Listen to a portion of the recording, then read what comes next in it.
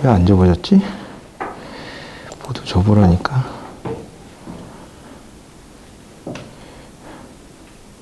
어디서 썼을까? 모두 접기. 말을 안 듣네? 접는 중인가? 접는 중인가 보네.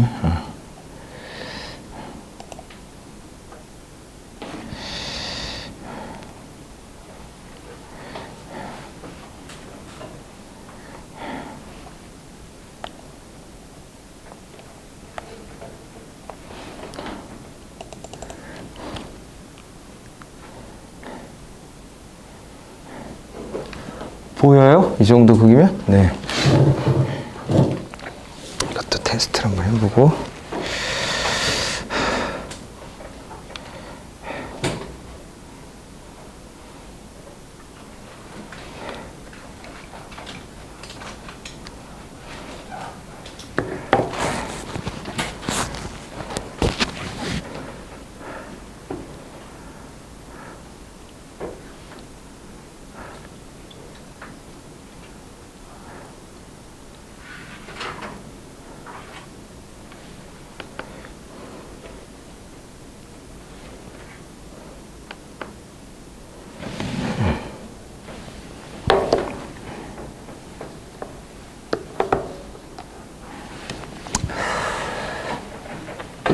자, 요거 한번 시작을 한번 해볼게요.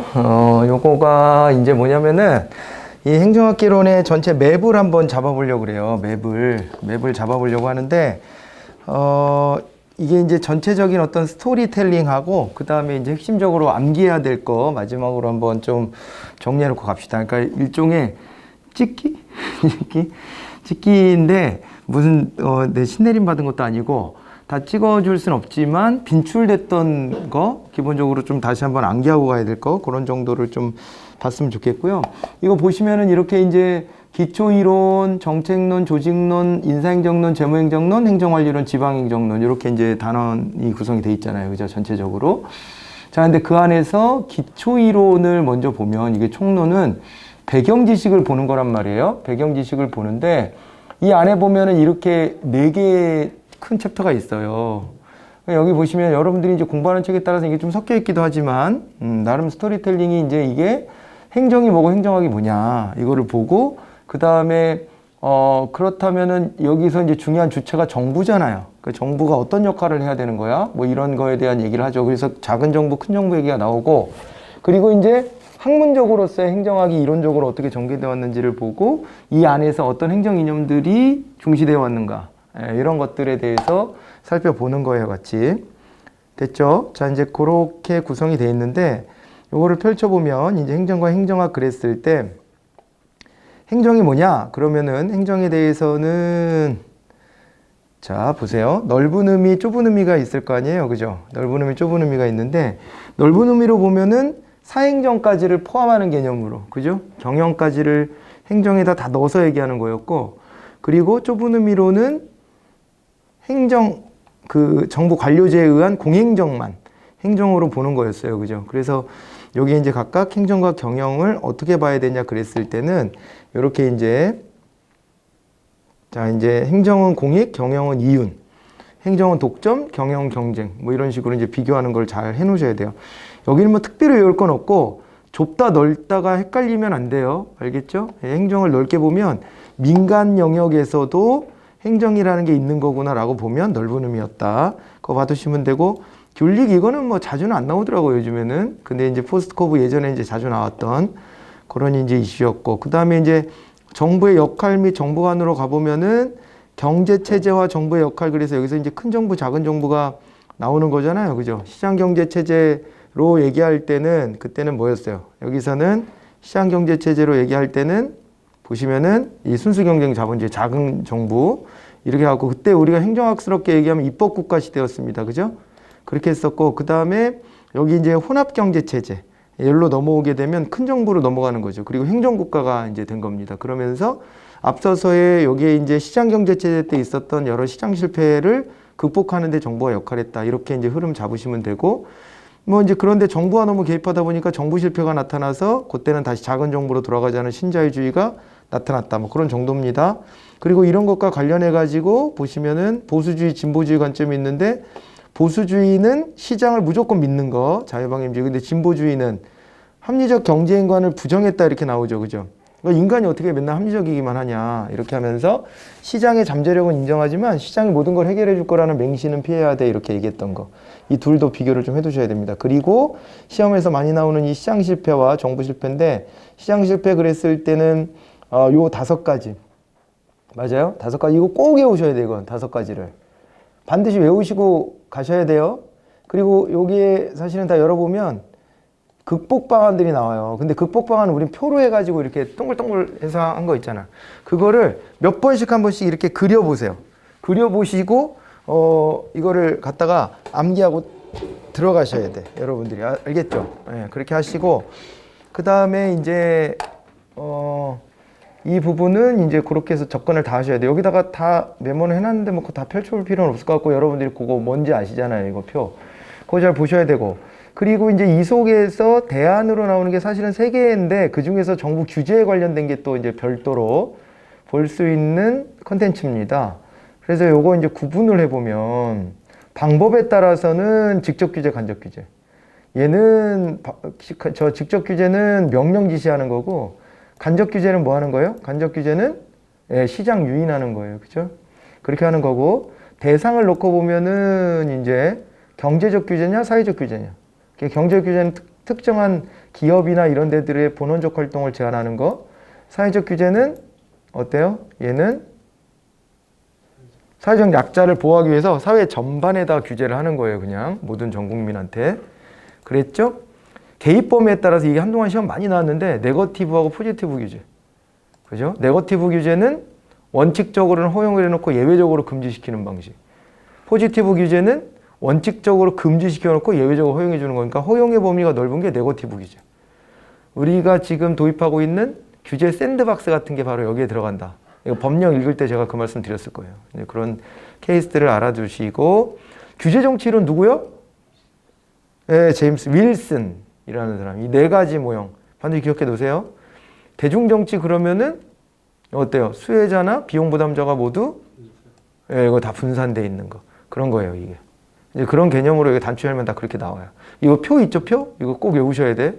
그러니까 자, 여기까지 했을 때 이 흐름을 뭐 이제 행정이 뭐다 정도는 당연히 알아야 되고, 그 다음에 특히 요거 이제 여기 아까 봤던 요거 요 흐름 전개 입법국가에서 그 다음에 행정국가, 신행정국가 이렇게 이어지는 거 그거 연결해서 보시고, 그리고 이제 요 속에서 여기 시장 경제 체제 여기에서 시장 실패가 많이 나타난 거잖아요. 그 시장 실패 극복을 혼합 경제 체제가 한 건데 그 얘기들이 여기에 쭉 이렇게 있는 거예요. 5가지가. 이거 꼭 기억해 두셔야 된다. 극복 방안 3가지가 어떤 게 부합하는지도 꼭 알아둬야 된다. 그거 외우셔야 된다. 그리고 정부 규제와 관련된 걸 특히 더 좀 잘 봐둬야 되는데 이 종류들 싹 다 기억해 놓으셔야 돼요. 정리 잘 하세요. 그리고 규제 정치 이론. 이것도 표 한번 보고 가셔야 됩니다. 그렇게 하시고 그 다음에 이제 또 정부 실패도 있을 거 아니에요. 정부 실패. 정부 실패다 그러면은 요거는 이제 유형이 몇 개? 4개. 아까는 5개. 여긴 4개. 4개 꼭 기억해 놓고 가셔야 돼요. 내부성, X비율성, 파생적 회복과 권력 변조. 여기도 3가지 방안이 있죠. 아까 위에 시장 실패일 때가 이제 정부가 나서 가지고 정부가 직접 생산을 해서 공급을 한다든가 공적 공급이라고 표현했었죠. 공적 공급, 공적 유도, 정부 규제. 근데 여기서는 반대로 민영화, 보조 축소, 그리고 규제 완화 이렇게 갑니다. 그래서 그 안에서도 민영화가 좀 더 중요하겠죠. 그래서 이것도 표 기억나요? 일반 행정에다가 요 4개 나온 거. 일반 행정, 책임 경영, 민간 위탁, 민영화. 2x2 그림으로 이렇게 그려서 우리 봤던 거. 떠오르죠? 네, 그거 떠올려 보시고 그 안에서도 특히 요 민영화 요거가 완전 민영화하는 거고요. 그런데 이제 우리 완전 민영화는 아니고 정부가 일정 정도 개입하는 걸로 특히 책임 경영보다도 민간 위탁이 훨씬 더 중요해요. 민간 위탁의 유형들이 이렇게 나오는 거죠. 민간이 생산하고 권력이 배분의 역할을 합니다. 그렇게 역할을 하고 그다음에 여기 보면 이제 유형들이 이렇게 쭉 나오는 거지. 그죠? 각각의 특징들 비교하는 거 요거는 꼭 해두셔야 돼요. 굳이 외울 건 없잖아요, 별로. 굳이 외울 건 없는데 이런 거 비교를 잘 하셔야 돼. 비교를. 어떤 특징이 있다. 장점이 뭐다. 단점이 뭐다. 이런 것들은 비교를 꼭 해놓고 가셔야 합니다. 됐겠죠? 예. 여기가 이제 이렇게 해서 정부의 역할 및 정부관까지 마무리가 돼요. 그러고 나면은 이제 행정학의 이론적 발달로 가야 될 텐데, 자, 행정학의 이론적 발달로 가보면 이제 미국 행정학을 중심으로 우리는 공부하는 거예요. 유럽 행정학을 넣었다가 제가 여기 지웠어요. 괜히 볼 필요 없을 것 같아. 옛날에 감방학 정도로 뭐 발전했던 뭐 그런 정도? 행정 법학의 맥락에서 행정이라는 걸 다뤘다. 뭐 이런 정도. 미국 행정학이 이제 중요한 거 아닙니까? 여기서 보면은 태동. 예, 요 흐름. 그 잭슨의 민주주의가 역관제, 요거로 연결된 거를 꼭 알아두셔야 되죠. 여기 이제 역관제도를 도입했다는 거고, 역관제도의 기준은 뭐 충성도? 정당 충성도. 문제점은 여러 가지가 있는데, 뭐 이를테면 부패, 연속성, 결여 뭐 이런 거 있었잖아요. 그죠? 그런 게 이제 문제고, 잭슨의 민주주의를 비판했던 게, 뭐 이를테면은 이제 진보주의 운동하고, 무슨 법? 그렇죠. 펜들턴법. 이런 거. 윌슨 배버주의. 윌슨이 이제 이걸 비판하면서 행정학을 만든 겁니다. 그죠? 그렇게 됐고. 그 다음에 행정관리론, 통치기능론, 행정행태론, 그리고 개방체제론 약간 깍두기, 발전행정도 약간 깍두기. 얘네 둘은. 그죠? 근데 흐름으로 보면 행정관리, 통치기능, 행정행태, 신행정론? 이렇게 이어져야 돼요. 얘네들은 비판이론이고, 신공공관리론, 유거버넌스. 이게 이제 큰 골자인데, 여기다 이제 갖다 붙이는 거죠. 행정관리론 그랬을 때 윌슨 등을 떠올려 보면 되는 것이고, 거기서 이제 과학적 관리론하고 인간관계론이 이제 대비가 됩니다. 이렇게. 그죠? 요런 거는 뭐 굳이 이걸 더 외울 것도 없잖아요, 이제. 그죠? 요 특징들 기억해 놓으시면 되고, 통치기능론이다 그랬을 때는 이제 디목하고 애플비 같은 학자가 있었는데, 이게 이제 대공황 뉴딜 정책과 뒷받침하려고 막 이론이 37년대 나오고 그러잖아요. 한참 하고 있는데. 그랬고, 그 다음에 행정행태론. 이제 이걸 비판합니다. 학문적으로 봤을 때는, 행정행태론에서 봤을 때에는 통치기능론이 가지고 있는 무슨 문제점? 통치기능론이 가지고 있는 학문으로서의 순수성이 떨어지는 거? 그게 이제 문제점이라고 본 거예요. 왜 학자가 그런 거를 개입해? 이렇게 생각하는 거거든요. 그래서 이제 공무원들이 어떤 행동을 하는지를 구체적으로 우리가 들여다보는 게 중요해. 이렇게 했던 거잖아요. 그래서 특히 행정행태론의 요 특징들은 다 기억하셔야 돼요. 논리실증주의 이런 거 있잖아요. 귀납적 연구를 했다. 방법론적 개체주의적 접근을 했다. 그러면서 행정학의 정체성 위기를 극복해줬다. 왜냐하면 통치기능론이 정치랑 또 비슷하게 설명을 하니까, 그러면 니네는 정치에서 떨어져 나왔다더니 뭐가 떨어져 나온 거냐, 이런 의심을 사서 이 정체성 위기를 이렇게 극복해줬다. 왜냐하면 공무원의 행동에 대해서는 정치학에서는 관심 안 갖거든요. 이제 그렇게 온 것이고, 그 다음에 이제 여기까지는 다 폐쇄체제였다 그랬잖아요. 이거를 이제 개방체제 이론으로 해가지고, 개방체제 이론으로 해서 가는데, 생태론, 비교행정론, 체제이론 그렇습니다. 여기. 그죠? 이 세 가지 정도를 개방체제 이론으로 공부를 하셔야 돼요. 그 생태론의 가우스 리그스인데, 시험에 많이 나오진 않아요. 많이 나오진 않습니다. 근데 이제 가우스는 미국 행정에 영향을 미친 환경요인에서 제인주장 사물력 이렇게 외우자 그랬는데, 이거 한번 그래도 외워두세요. 뭐 외워두시고, 나오면은 요 종류 중에 뭐 해당되는 게 뭐냐 뭐 이런 거 물어볼 건데, 한계가 있다면은 미국 내부에 관련된 고민만 한 겁니다. 미국 내부 행정에 어떤 게 영향을 미쳤냐, 이것만 연구했다는 한계가 있고, 리그스는 이거를 굉장히 넓혔죠. 융합사회에서 분화사회, 근데 그 중간에 프리즘사회. 그래서 각각의 특징이 있는데, 융합사회는 농경사회 생각하시면 되고, 분화사회는 산업사회 생각하시면 돼요. 아직 정보사회까지는 이상 관심이 없지요. 아직 출현하지 않았을 때니까. 그리고 중간에 프리즘사회가 있는데, 얘는 하는 문화적인 거는 융합사회스럽고요, 분화사회를 지향하고 있어요. 근데 잘 안 되지. 뭔가 마음이 잘 안 되는 거. 그죠? 요즘에 우리가 보면은 중국 사람들 되게 후진 행동한다고 막 뭐라 하는 거 있죠? 우리가 다 한 겁니다. 이미. 한번 거쳤어. 그게 여기서 보면 프리즘 사회적 특징이야. 보통 보면. 네, 그렇게 되는데, 그럼 융합사회 사람들이 후진 거냐? 그런 건 아닌데, 그러니까 이걸 왜 후졌다라고 표현하냐면, 산업사회 이후의 생활 양식에 안 맞는 행동을 아직 해서 그래요. 그래서 후졌다라는 평가가 나오기도 하는 거지, 융합사회 안에서 했던 했던 그 틀 안에서 보면 그게 꼭 나쁜 행동이다라고 말할 수는 없지. 근데 분화 사회로 넘어왔을 때는 평가 기준이 달라지니까. 그러니까 그래요, 그게. 아무튼 이제 이런 단계를 거쳤고, 비교행정론이 있는데 이거는 비교행정도 시험에는 많이 안 나와요. 그런데 이 일반 법칙적 접근을 했다는 거. 비교행정을 하니까 이것 다르고 저거 다르고 그래요, 끝 이렇게 하는 게 아니고, 비교행정론에서 이제 접근했던 것은 어떤 거다? 전 세계 통용되는 시대와 장소를 초월한 일반 법칙이 없을까? 이거를 연구했던 것이다. 요거 하나를 기억해 놓으시면 돼요. 행정학 보편성이라고 하는 거. 중범위로 묶어서 연구를 했고요. 체제 이론은 얘네들보다는 시험에 많이 나와요. 체제 이론은 중요합니다. 체제 이론은 특성을 보면은 등 종국성, 동적 항상성, 부의 엔트로피 이런 것들이 있었죠. 그죠? 그리고 이제 과정을 보면은 이렇게 투입, 전환, 산출, 환류, 거기다 환경이 영향을 미친다. 개방체제 이론이죠, 이게. 체제 이론에서도 개방체제 이론은 환경까지 포함하고 폐쇄체제 이론은 환경을 포함하지 않아요. 그런데 이제 환경까지 포함하는 개방체제 이론을 놓고 보면 이 환경에 대해서 엔트로피가 밀고 들어오는데 이걸 차단하기 위해서 게이트 키핑 하는 거예요. 그리고 그 안에서는 시스템이 무너지지 않도록 부의 엔트로피가 작동한다. 이렇게 보셔야 되죠. 그거 하시고, 그 다음에 뭐 발전행정론은 제3세계 국가들 연구하려고 얘네가 만든 거예요.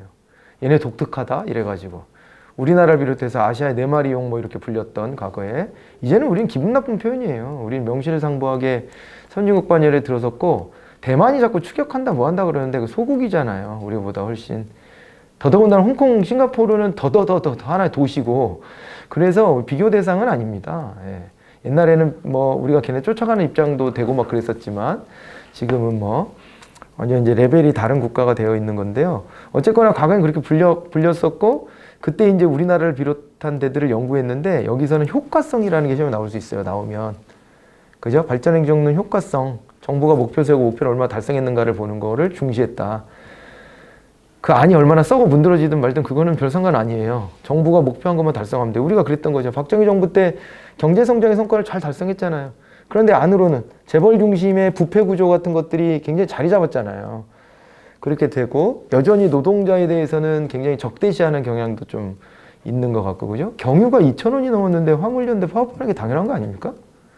그럼 뭐 적자 나는데 운행하라는 거예요? 그러면 정부가 나서서 그거에 대한 해결책을 마련해야 되는데, 그 보면은 좀 한 발 떨어져서 접근하려고 하는 경향이 있죠. 그래서 이제 그 뭐라 그럴까? 우리가 발전행정론스럽게 보면 목표 일변도예요.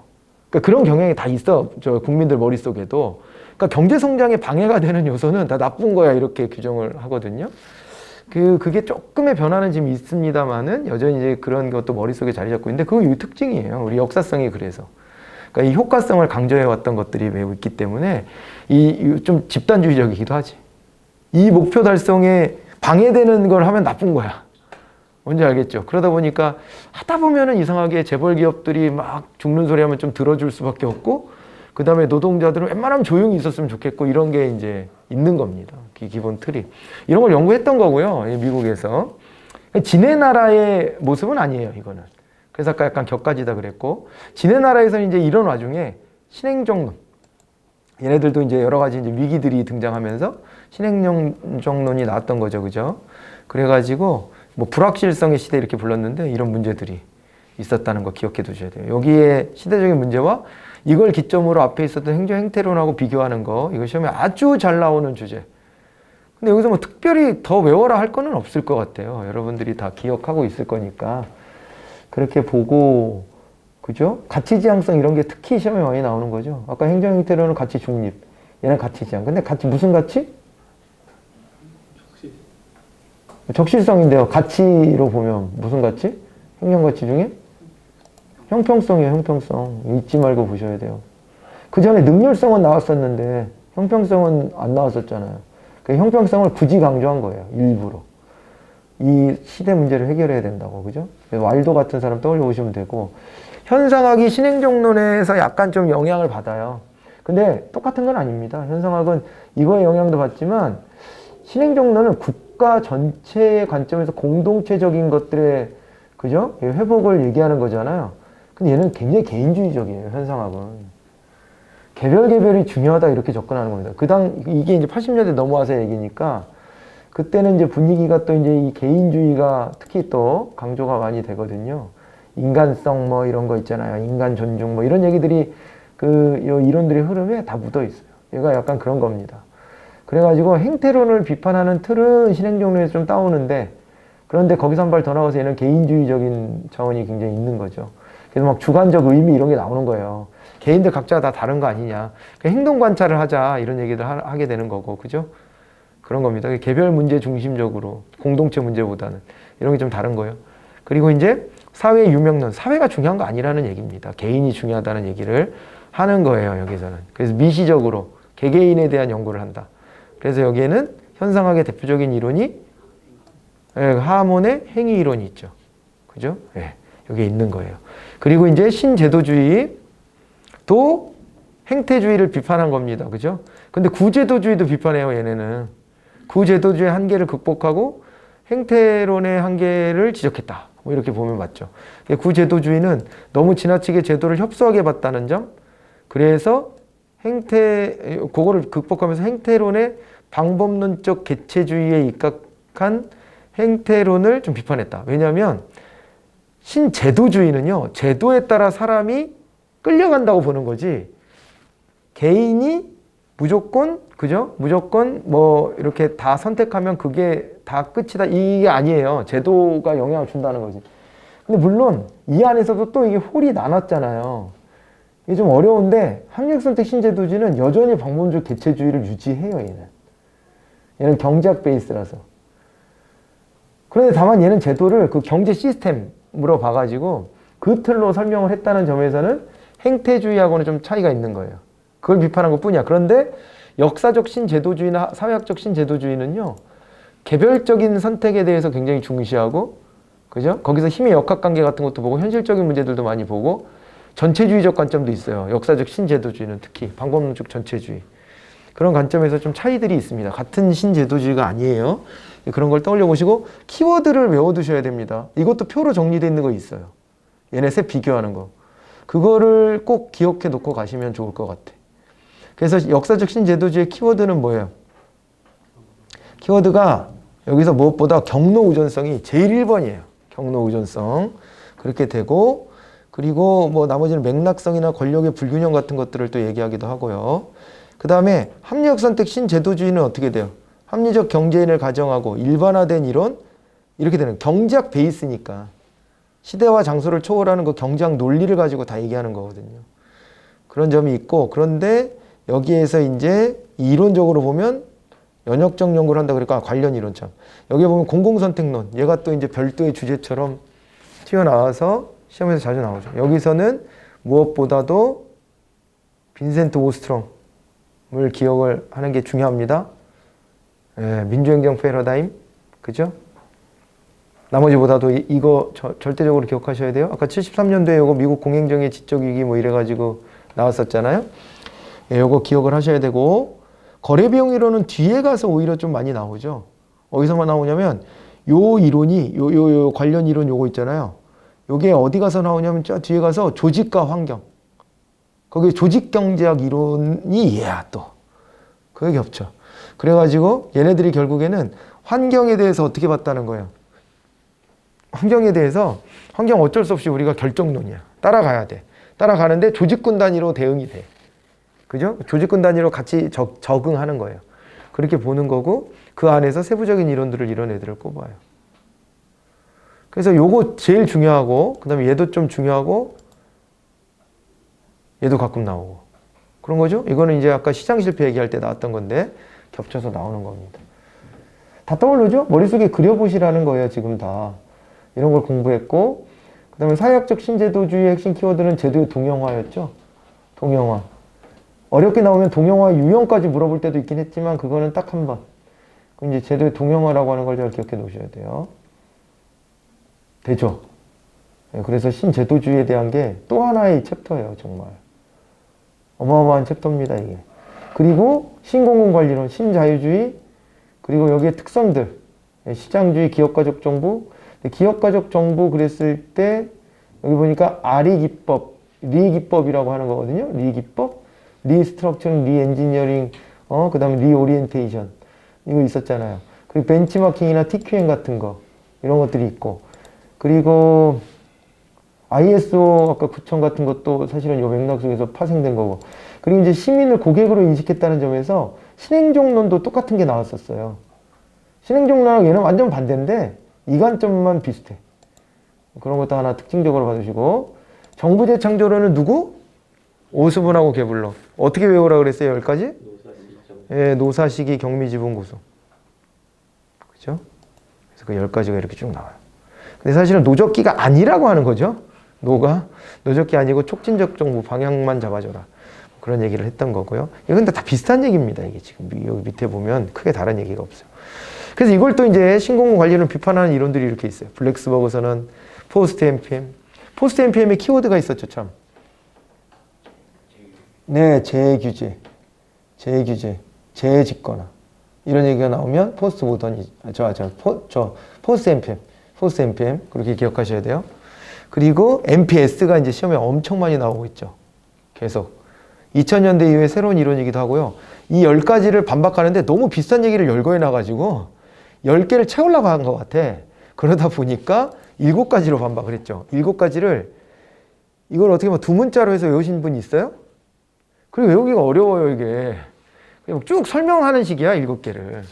설명하는 식인데, 물론 두 문자로 만들려면 만들 수 있겠지만, 그러면 이제 표현에서 헷갈릴 수 있으니까, 그대로 이해하면서 7가지를 좀 적어보세요. 이거 7가지 꼭 외우셔야 돼. 꼭 외우세요. 꼭 외우세요, 이것도. 꼭 외우고 가세요. 엄청 시험 많이 나옵니다. 시민재창조론도 이제 아까 그 정부재창조론에 대한 반박인데, 가끔 샥터의 시민재창조론 있습니다. 이런 종류들 쭉 열거해서 제가 판사 다 해드렸던 부분이니까 그렇게 해가지고 떠올려 보시고 마지막 복습하실 때 활용하시면 돼요. 뉴 거버넌스는 여기 보면 수평적 연계망, 이 수평이란 말 중요해요. 연계망은 네트워크죠. 거버넌스니까 네트워크로 당연히 연결돼야 되고 수평적인 거예요. 수직적인 게 아니라 수평적인 거. 그렇게 되고 대표학자로 놓고 보면은 뉴 거버넌스의 로즈하고 피터스 이렇게 이제 보시면 되죠. 로즈와 피터스. 로즈는 나쁜 정보와 좋은 거버넌스를 나눈 거잖아요. 그래갖고 이게 신자유주의적이에요, 얘들아. 말하는 게 다 그런 거고요. 그 신자유주의에 대한 반대를 저 대학 다닐 때 많이 했었거든요. 데모도 하고 막 다 그랬는데 이게 지금은요 그냥 대세인 거예요. 그러니까 신자유주의에 벗어나서 성공한 모델이 없어요. 모델이 없고 당시엔 사회적 약자가 또 무시될 수 있다라고 하는 그 반대를 좀 하긴 했지만 결과적으로는 특히 우리가 신자유주의적 개혁을 해서 성공을 또 했거든. 양적 팽창뿐만 아니라 질적인 개선까지 가고 있는 거예요, 우리가. 그렇게 가고 있다 보니까 반박할 여지가 별로 없어. 네. 그렇게 해서 지금이야 이게 좋은 거버넌스가 맞는 것 같아요. 이거 그냥 합의야. 사회적으로 이렇게 돼버렸어. 왜냐면 이게 잘 가고 있고 나머지 이론들은 어때요? 나머지 이론들은 사실 다 묻혔지. 그렇게 돼요. 그리고 우리 시민사회도 사회적 약자에 대한 고려가 줄어들까봐 반대했던 측면이지 대안을 가지고 얘기했던 건 아니니까. 예, 그러면 이거는 대세가 맞죠. 그래서 90년대 때 로즈가 좋은 거버넌스의 개념을 이렇게 제시했던 거예요. 신공공관리 나왔잖아요. 자유민주주의 나오고 그러면서 행정이 투명해야 되고 그러면서 이게 책임성인데 이게 바로 이제 능률성 하라는 거지. 예, 그런 부분들이 이렇게 나와 있는 거예요. 그리고 이제 피터스는 딱 명료합니다. 이렇게 4가지. 뭘 비판했는지 기억나죠? 시장적 정보 모형 뭘 비판한 거예요? 기존 관료제의 독점성을 비판한 겁니다. 이것은 독점성을 극복하는 거고요. 참여적 정보 모형은 직권성을 비판한 거예요. 딱딱 튀어나와야 돼요. 이거 지금 신축적 정보 모형 이거는 여기는 그죠? 경직성, 사람 못 자르는 거 이거에 대한 대안이고 탈내부 규제 정보 모형은요. 예, 내부 규제가 너무 커서 경직돼 있는 거지. 과잉동조 되는 거잖아요, 사람들이. 그래서 이제 그런 걸 관료들 사회에서 이걸 극복해야 된다 이렇게 해서 신국정관리 모형으로 이렇게 제시를 했습니다. 자, 이렇게 하면은 미국의 행정학의 이론이 다 이제 마무리가 된 것 같아요. 이 흐름이. 그죠? 근데 여기는 뭐가 나와도 이상하지 않아요. 이론이. 그러다 가끔 이 기타 행정학 이론이 가끔 나오죠. 포스트 모더니즘의 파머의 반관료제 이론이라든가 아니면은 뭐 이제 폭스와 밀러, 담론 이론이라든가 뭐 이런 게 이제 나오지 않습니까? 근데 얘도 아까 말씀드렸던 그 흐름이에요, 사실은. 어떤 흐름? 그냥 개인주의적인 거예요, 다. 사람 그 자체를 존중해라, 뭐 이런 거거든요. 그러면서 이 네 개 기억하시면 돼요. 포스트 모더니즘 나오면. 그죠? 상상, 해체, 탈영역과 도덕적 타자. 네 개 기억해 놓는 거예요. 담론 이론은? 담론이라는 게 뭡니까? 그냥 사람들이 중시하는 거 따라가라는 거예요. 이 대응성하고 되게 비슷한 거예요. 대응성. 그러니까 정치가 항상 고민하는 게 그거 아닙니까? 옛날에 김대중 전 대통령이 그런 얘기를 했는데 대중들의 눈높이에서 정치인은 반발짝만 앞서 나가야 된다. 손을 놔서는 안 된다고 그런 얘기를 하더라고. 근데 그런 게 이런 걸 좀 담고 있는 것 같아요. 현실 정치가 너무 이게 옳은 개혁이야 그러고 앞서 튀어나가잖아요. 이거는 역사적으로 보면 항상 실패해요. 실패합니다. 그러니까 예를 들어서 검찰개혁을 민주당이 추진했는데 그거 대의에 국민들이 동의는 다 하거든요. 근데 방법론적으로 과격하지 않아? 뭐 이런 식의 평가라든가 그러면서 뭐 이를테면 야, 그 먹고 사는 문제랑도 직결한다는 걸 왜 이렇게 제일 중시해? 이런 식으로 눈높이의 차이가 좀 있는 거예요. 구조적으로 보면 거기서부터 출발해야 될 것 같다라는 생각을 하는 사람들이 있는 반면에 대다수의 대중들의 관심사는 또 다르거든요. 당장 그게 나하고 직결되는 문제가 아닐 수도 있는 거라. 근데 그거를 개혁을 주창하는 사람들이 그 순수한 개혁은 여기서부터 시작돼야 돼 그러면서 그걸 밀어붙이는데 그죠? 그러다 보니까 그게 이질감이 이렇게 생기는 거예요. 그 와중에서 조국 사태라는 것도 그 비슷한 겁니다. 거기서는 누가 총대 메고 희생하면서까지 그걸 한다 했지만 국민들이 볼 때는 거기서 털린 것만 기억이 나는 거예요. 야, 결국엔 다 기득권이었나 봐. 뭐 다 비슷비슷하지 뭐 이런 식의 인식만 진짜 비슷한지 아닌지는 잘 모르겠지만 아무튼 그런 여론전에 이렇게 탁 꼬꾸라진 거거든요. 결론은. 근데 그런 것 때문에 여기 포스트 모더니즘 같은 이론은 아예 야, 니들이 잘났다고 뭘 선도한다, 끌고 간다 이거 다 버리고 뭘 따라가라는 거야. 담론을 따라가라는 거예요, 그냥. 그래서 이게 이제 개인주의적인 관점으로 오면 이렇게 와. 그럼 욕할 거리도 분명히 생기죠. 야, 이게 방향이 무조건 맞는 건 아닐 수도 있잖아. 담론이라는 게. 그잖아. 담론이 여러분들 사는 동네는 어때요? 여기 그냥 무조건 재건축해 주라는 거 아니야? 그잖아. 그 옳은 방향이야, 무조건? 그건 아닐 수도 있어요. 우리 사회의 자원을 여기다 먼저 투입해야 되는 건가? 그건 생각해 봐야 되거든. 그런데 이제 담론이론은 다 존중해 주라는 거거든. 사람들이 원하는 걸. 근데 이게 과연 맞느냐? 이런 논쟁은 또 이제 생길 수밖에 없죠. 자, 포스트 모더니즘 그런 정도고. 그래서 뭐 시험은 담론이론은 여기저기 묻어가요, 이렇게. MPS에서도 담론을 또 중시하고 막 그러거든요. 그러니까 고객에게 봉사하라 그랬잖아. 그러니까 이제 그런 것들이 90년대, 2000년대 넘어와서 계속 있는 건데, 더 이제 여기 포스트 모더니즘 시험 잘 나오는 건 요 네 개 꼭 기억해 놓으셔야 돼요. 네 가지. 기억해 놓으시고. 시차 이론이 어쩌다 보면 우리나라 이론이어가지고 이게 또. 근데 여기서는 시간 변수의 중요성을 강조했고, 숙성 기간 같은 거를 제시해요. 정책 한번 만들어 놓고, 뭐 몇 년 안 지나가지고, 야, 성과 없네? 폐기. 이렇게 하지 말고, 꾸준히 가야 성과가 나오든 말든 한다. 그런 얘기. 딜레마도 진짜 뭐 한두 번 나왔었는데, 요거 같은 경우도 우리나라에서 관여한 바가 크거든요. 이게 그래서 구성 요소가 요 네 가지가 있는 게 중요해요, 얘는. 딜레마 이론은. 근데 얘네들 이론 자체가 자주 나오는 이론 아니어서 여력이 되면 이런 거까지 기억하면 좋아요. 이거 다 아마 어딘가에 메모가 다 돼 있을 겁니다, 여러분. 그렇게 되고, 그러면서 이걸 뭐 유형까지는 뭐. 그리고 이제 여기 구성 요소들 요 네 가지가 있어. 그래서 이거 한마디로 뭐냐면 뭘 꼭 선택해야만 하는데 이게 막 무게도 똑같고 그리고 둘이 막 교집합도 없어. 막 이런 식이에요, 이게 다. 서로 상충됐고 균등하고 나눠져 있고. 근데 뭔가를 하나 선택해야 돼. 그런데 그럴 때 일부러 무시하는 것도 하나의 전략이에요. 뭘 선택해야 되지만 선택을 안 하는 거야. 선택을 딜레이 시켜버리는 거죠. 그런 것도 하나의 딜레마를 극복하는 방법입니다. 뭘 선택해도 문제가 될 것이기 때문에. 레짐이론 요즘에 거의 안 나오더라고요. 옛날에 한번 나왔었는데 이것도 이제 개발 레짐과 반개발 레짐이 나눠져 싸우는데 반성장 레짐. 그런데 반성장 레짐이 항상 져. 개발 레짐, 성장 레짐이 이깁니다. 여기도 이길 거예요. 재개발하자. 이게 이길 거야. 그러지 말고 여기를 마을을 잘 가꿔보자, 리모델링 하자는 주장보다는 야, 우리 동네에 저 옆 동네 새로 개발한 데는 막 30층, 40층씩 아파트 짓는데 우리도 그렇게 올려서 돈 좀 벌자.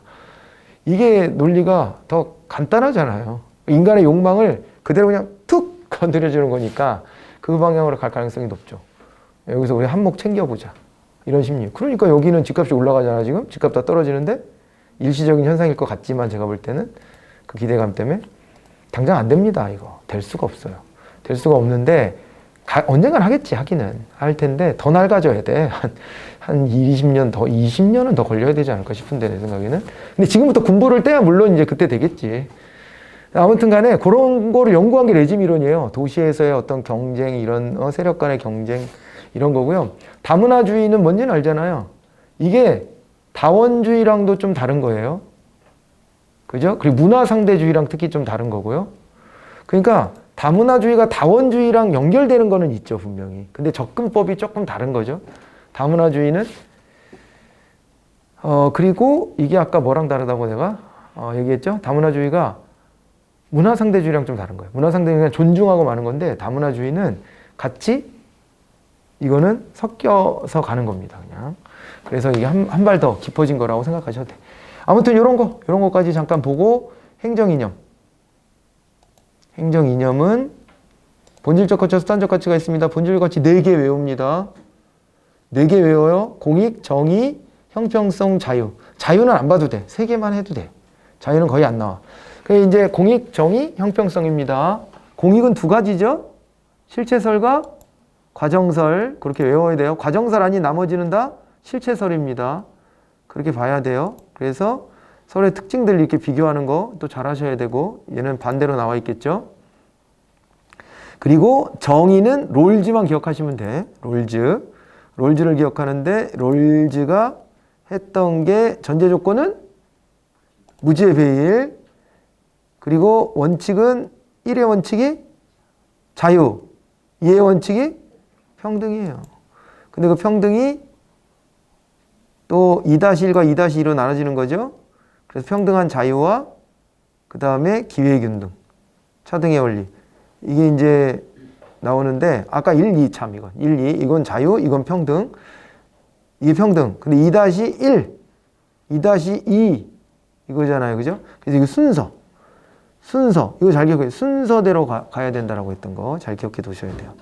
자, 그렇게 받으시고, 그 다음에 여기서 이제 수평적 형평이 선을 긋자면 얘가 뭘로 이어지는 거예요? 얘가 이렇게 해가지고 기회균등하고 이렇게 연결되는 거예요. 수직적 형평성은 이렇게 해서 차등의 원칙하고 연결되죠. 그죠? 근데 수직적 형평 하나가 더 들어가는 거는 세대. 야, 지금 어떻게 빚을 지냐. 다음 세대한테 떠넘기고. 그렇게 얘기하잖아요. 이거 작은 정보론자들이 그렇게 말하는 게 상대방의 약점을 찌른다고 생각해서 그렇게 하는 거예요. 근데 논리적으로 보면 지금 세대가 그럼 왜 다 부담해야 되죠? 다음 세대가 이득 볼 거를? 그래서 우리가 여기서 학문적으로 접근할 때는 수직적 형평성을 맞추려면 어떻게 하는 거예요?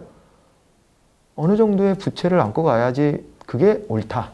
우리의 결론은 그거예요. 언론에서 떠들어대는 거랑은 반대예요. 이제 그런 거 떠올려 보시면 되죠. 자유는 뭐 안 보겠습니다.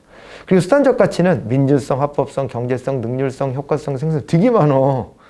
되게 많죠? 되게 많은데 다 익숙하죠?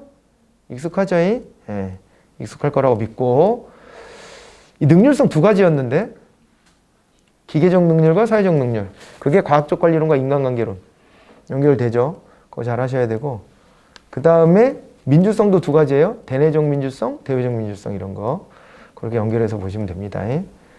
사회자본이 최근에는 좀 나왔었어요. 사회자본 퍼트넘, 아까 후쿠야마라는 사람도 있지만은 그 로버트 퍼트넘, 이 양반이 더 이제 집대성한 사람이라고 보면 되죠.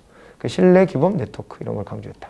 이렇게 해가지고 기초 이론을 정리하시면 되고, 정책론은요 흐름이 되게 간단해요. 사실은 흐름이 되게 간단한 게 이 흐름이거든. 정책이 뭐야? 뭐 얘기하다가 그 과정이 어떻게 돼? 의제 설정하고 결정하고 집행하고 평가받아야 돼. 근데 정책이라는 게 가끔 변동도 하더라. 야, 근데 정책을 정부가 막 주무르냐? 기획론. 뭐 이런 정도거든요. 정책의 본질에서 누가 제일 먼저 떠올라요? 학자가. 정책의 본질 얘기할 때는 뭐 여러 학자가 떠오르겠지만 시험의 빈도로 보면 로위예요, 로위. 여기서는 로위가 제일 많이 나오는 학자예요. 봐봐요. 일단은 뭐 정책학 자체로 놓고 보면 물론 라스웰을 떠올릴 수밖에 없지. 라스웰이나 들어. 그렇게 되지만은 이 분류법에서 로이만큼 시험에 많이 나오진 않아요. 여기는 잘 안 나와. 이게 훨씬 많이 나오지. 이거는 진짜 빈출이에요, 빈출. 이걸 기준으로 가끔 이제 얘네들 응용 버전이 이제 끼어드는 거지. 그죠? 나중에 여러분 대학원 뭐 가서 또 공부한다, 대학 간다, 대학원 간다 그러면 전공하면 이 얘기는 계속 들을 거야, 로이는. 로이. 제일 중요한 사람이에요. 그래서 뭐 기준하고 유형은 다 알죠? 그죠? 네, 이렇게 해가지고 네 가지 유형. 이거 뭐 기본형이니까 이건 더 외울 것도 없을 것 같아요. 그죠?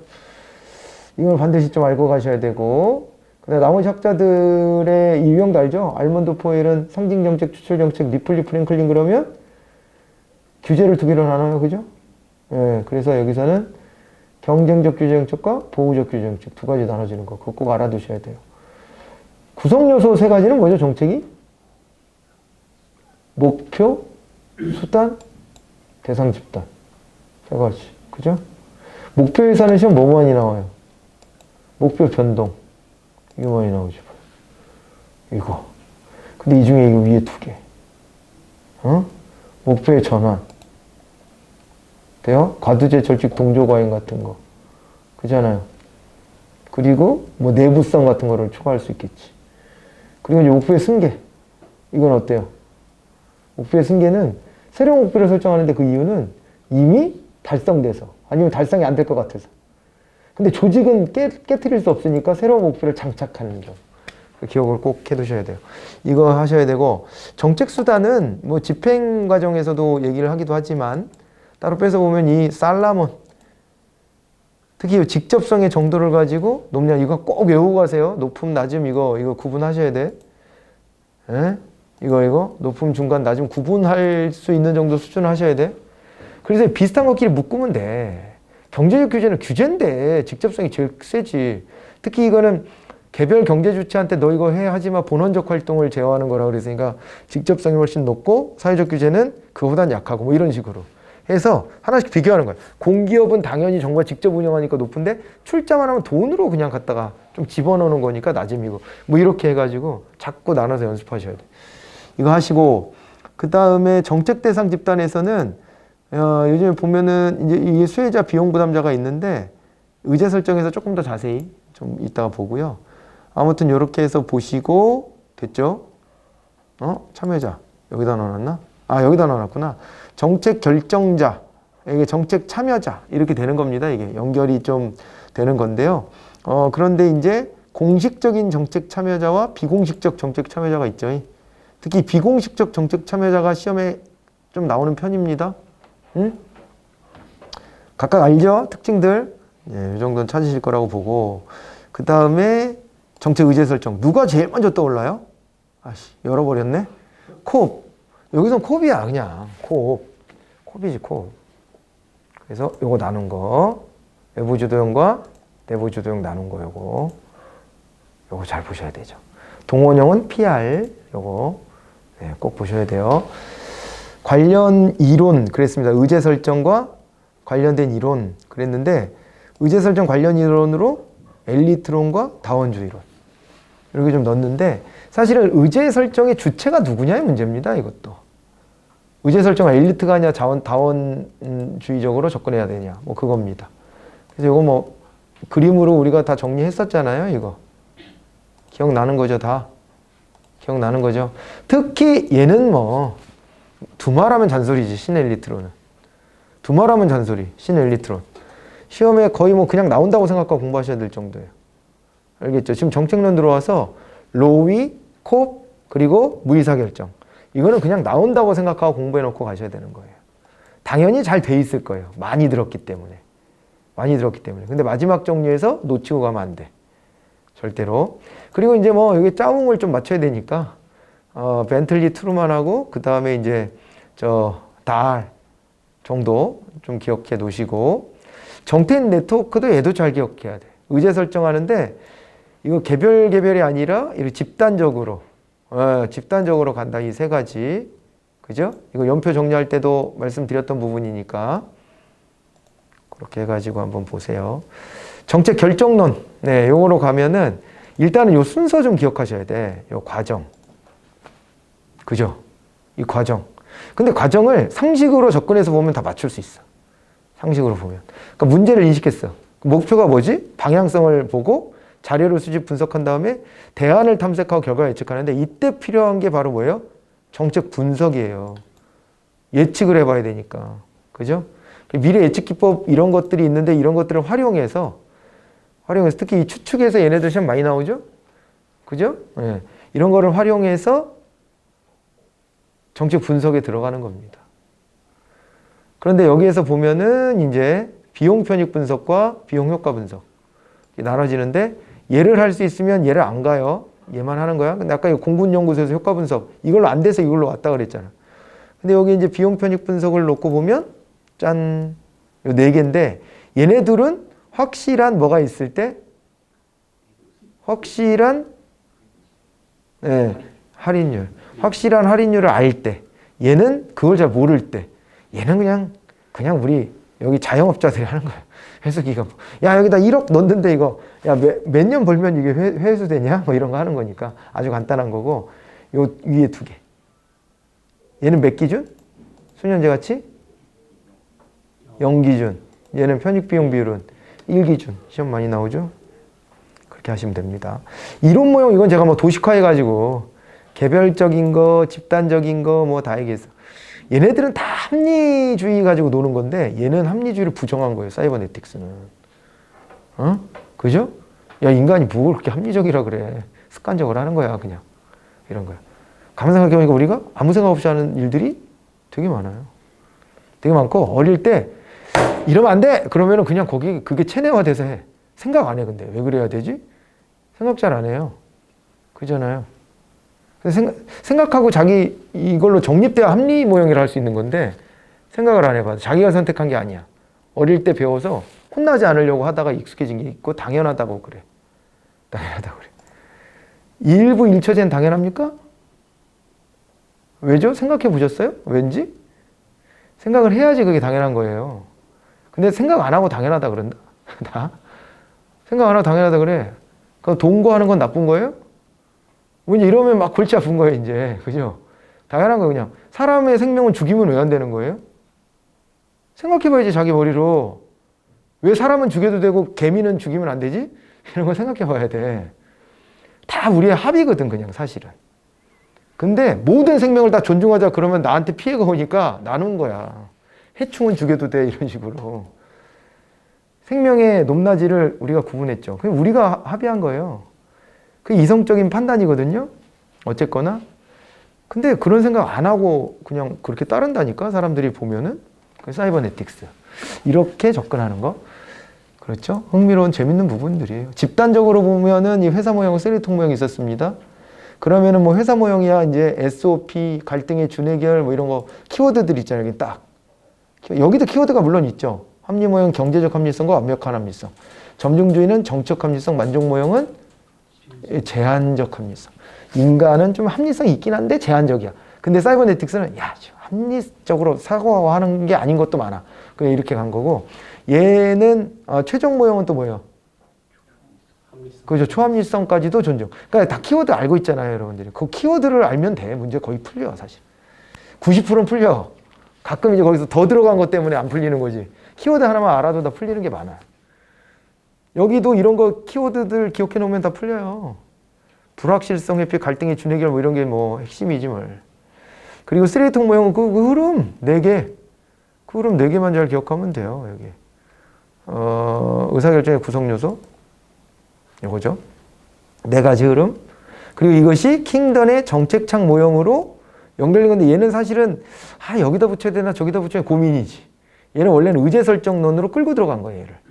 지금 우리가 결정론으로 왔는데 요걸 흉내내서 의제 설정 이론으로 끌고 들어가서 3가지 이걸 제시했는데 여기 동그라미로 해놨네. 여기가 뭐예요? 맞춰봐. 문제의 흐름? 네, 정치의 흐름? 정책. 밑에가 정책입니다. 대안이라는 말이 있으니까 이렇게 해가지고 보시면 됩니다. 그리고 여기 정책창이 열리는 계획이 닫히는 계기가 있거든요. 이건 진짜 해석할 때 좀 어려워요, 사실은. 해석할 때. 이렇게 붙이면 이렇게 붙고 저렇게 붙이면 저렇게 붙이거든. 그죠? 근데 대체로 열리는 계기 쪽으로 생각을 한번 해보세요. 시험 문제는 그렇게 낼 가능성이 많아. 닫히는 계기보다. 그렇고 그 다음에 앨리슨 세 가지 모형. 뭐 이건 다 알죠? 모형 1, 모형 2, 모형 3. 이렇게 해서 각각의 특성.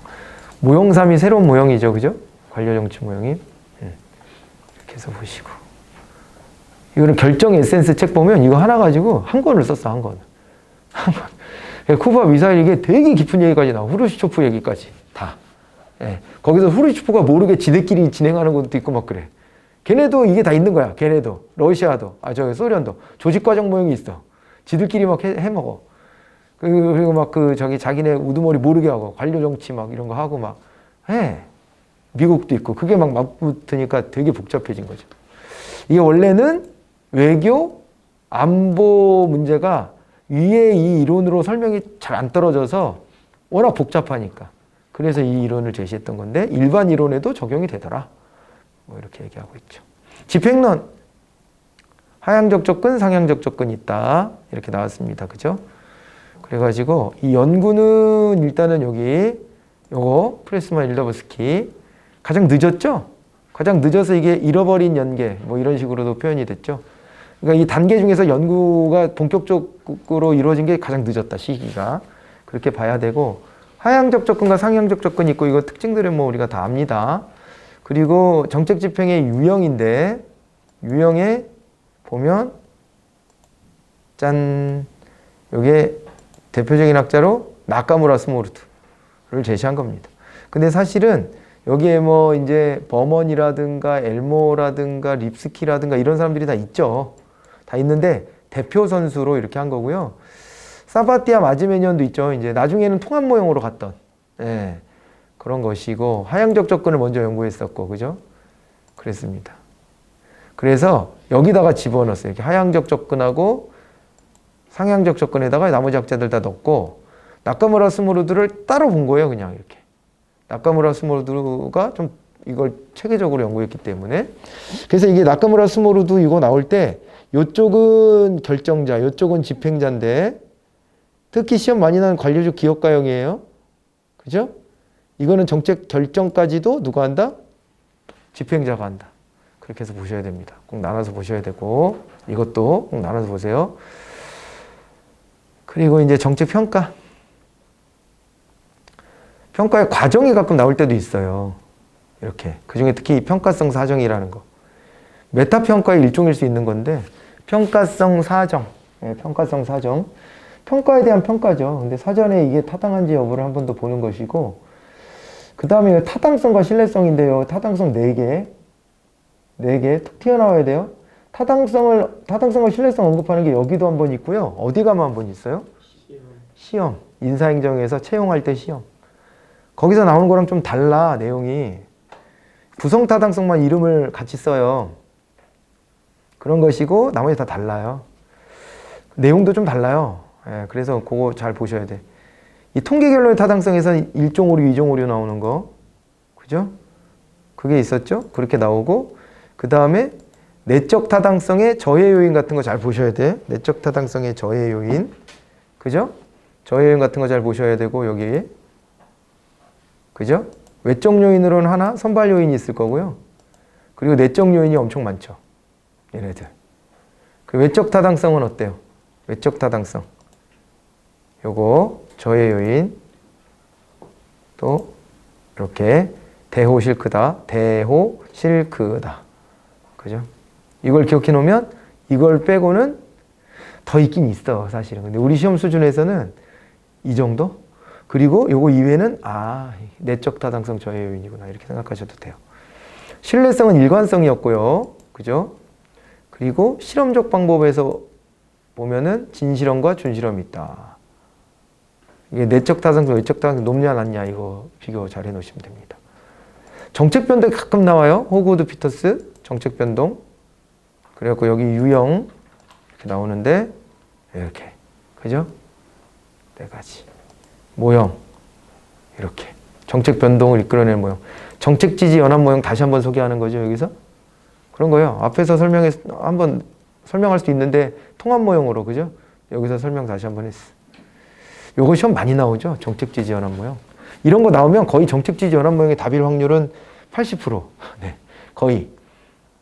패러다임 변동 모형. 요거를 가끔 물어보기도 해요. 여기 변수는 3개인데요. 3개 변수인데 환경이 바뀌지도 않았는데 목표와 수선이 막 바뀔 때 그거를 정책 혁신, 패러다임 변동이라고 합니다. 그렇게 알아두셔야 돼요. 자, 됐고 기획론은 아까 우리 요거 찬성 반대론 요 정도만 기억할까요? 시험 거의 안 나오니까. 네, 이렇게 해서 거의 빼도 될 것 같은 주제가 됐어요, 이제는. 그렇게 됐고요. 자, 됐나요? 이런 식의 이제 흐름 정리를 하시면 돼. 잠깐 쉬었다가 여긴 더 좀 빠르게 정리 한번 해볼게요. 네, 쉬었다 오세요. 네.